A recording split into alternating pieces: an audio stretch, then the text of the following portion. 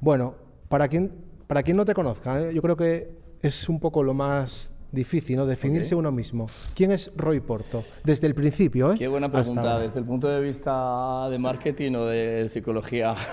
De, lo- Porque, de las dos cosas. pues mira, como tú dices, soy un artista multidisciplinar que hago un poco de todo. Siempre he tenido demasiadas inquietudes artísticas como para centrarme en algo y voy tocando todos los palos y todo lo que me mueve por dentro. Aparte de eso, a diferencia de lo que mucha gente puede pensar a priori, simplemente viéndome en un escenario o una foto, soy un tío súper normal de andar por casa, súper llano, súper tranquilo y con las ideas muy claras, que eso me ha ayudado mucho a avanzar en la vida. Así que, pues nada, un monstruito supongo. A nivel profesional, ¿cómo te definirías? Pues me definiría O como sea, ¿qué te mola más? ¿Ser DJ?